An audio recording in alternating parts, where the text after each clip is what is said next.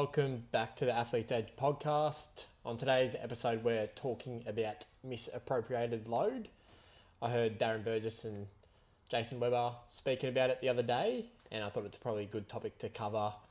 So, how do you explain to athletes that the body sees all stresses as the same and not just the stress from structured training? It's a good question.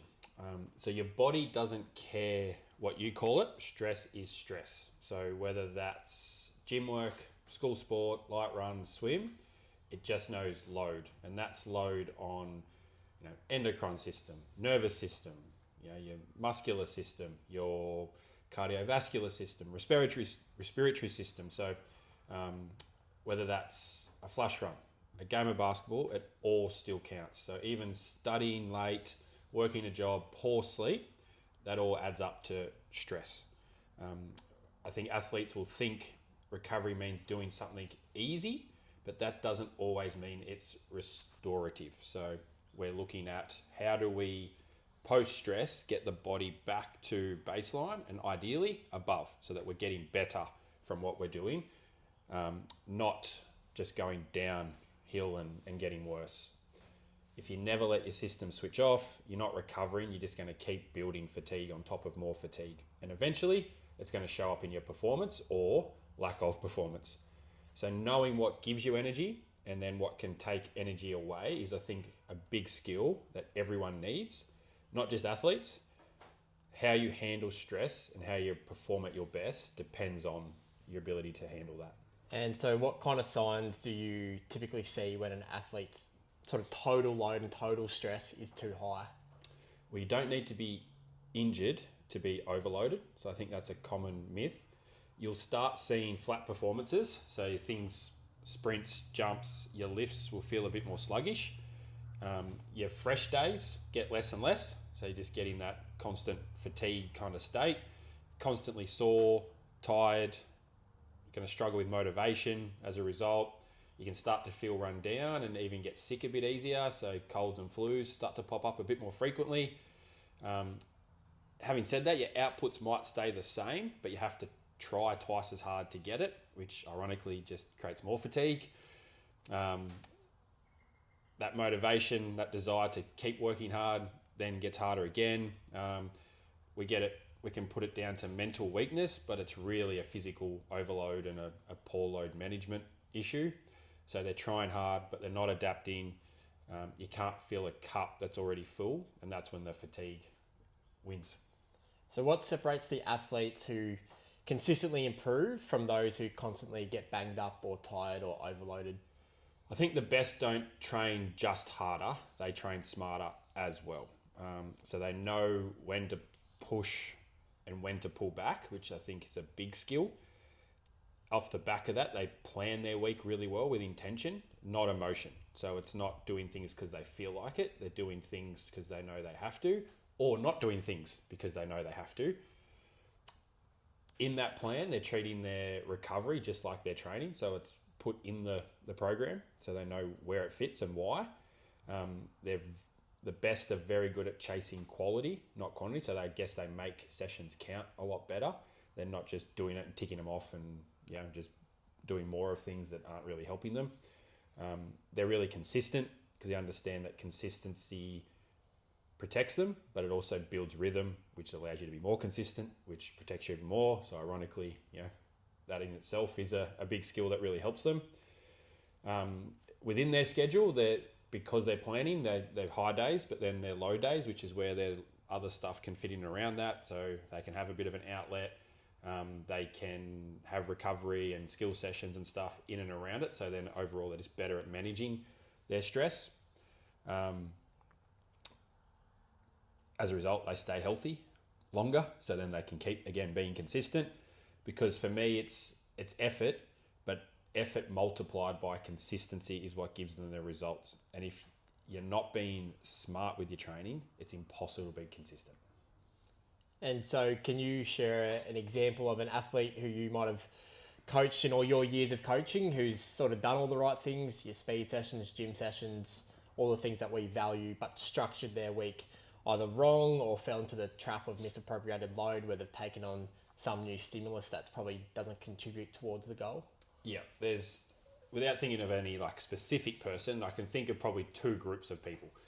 The first is that group of people that can't say no. So what I mean by that is they're the ones that, particularly in key training windows and key times of the year, they're doing extra school sport, or they decided to start playing golf more frequently with their mates, or, you know, they pack up and go on a holiday during a really important time of the year or an important training block. It's not that these things are bad, but they just, in my opinion, could be better planned based on maybe less emotion or that FOMO of, you know, the fear of missing out, and getting over that. Then there's the person which kind of fits into that chronic rehabber, the person that's sort of on and off a fair bit, the one who drops things like the gym or the speed work when life maybe gets too busy or they feel a bit sore or run down. Then they'll try and pick everything back up on the other side of that.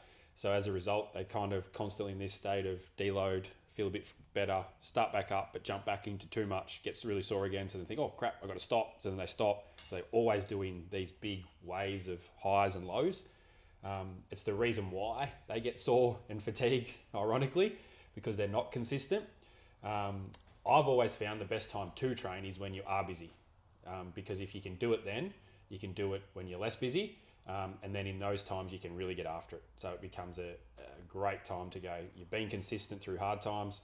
As a result, we're talking about stress, everything else drops away a little bit. So now you're like, bang, more energy, more motivation, more drive, and then you can really get after it. And that's when those, you know, the results from all the consistent work you have been doing really show up. And so for an athlete, how should they structure their week so they get enough stimulus and the right stimulus without burning out? Well, so I really like the high-low structure, and in that, so 2 high days done really well will beat 5 random workouts, random days. So you really want to build a rhythm. To me, so high, low, high, low, high, low, off, as an example for our top athletes. So it allows you to stack high intensity work together in the same day. So it often means a morning and an afternoon session. So for example, maybe speed in the morning and a gym session in the afternoon. You follow that with your genuine low days. So that might be skills, mobility, some, you know, light running, that stuff on your low days. Even certain conditioning can either be high or low.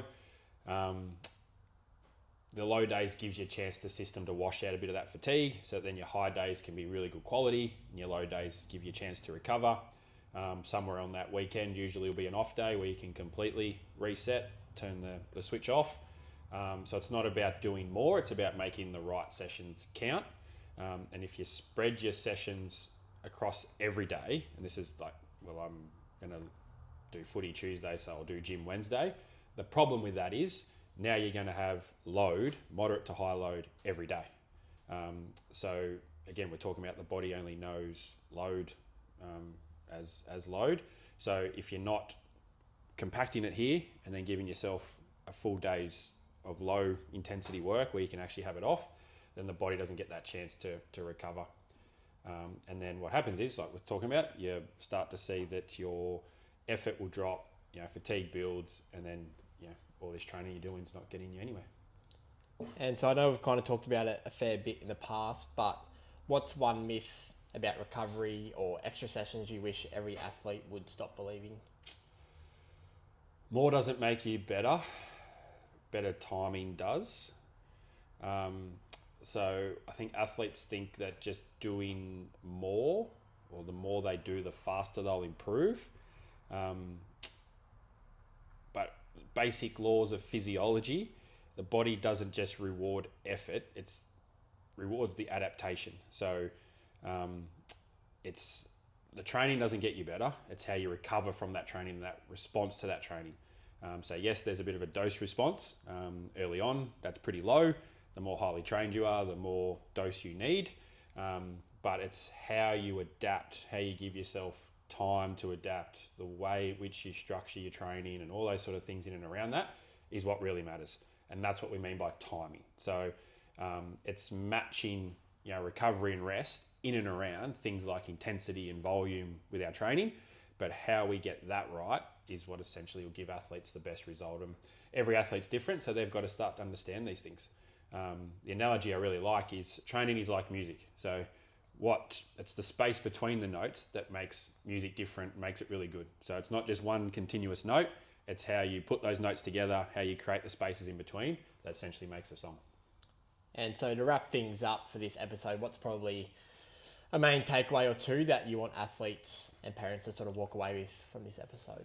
Well, hopefully people that are listening to this are probably pretty driven. So when it comes to things like your extras, always ask yourself, is this helping me or is it burning me out? So what's the purpose?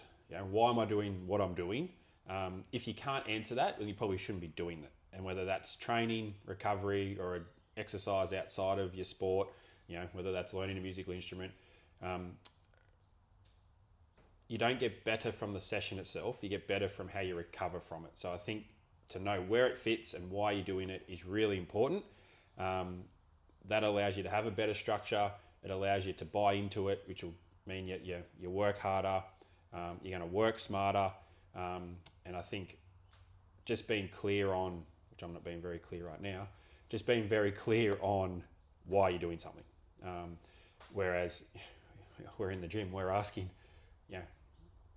what's your goal in the gym? Don't know. It's like, well, it's almost, what are you doing here?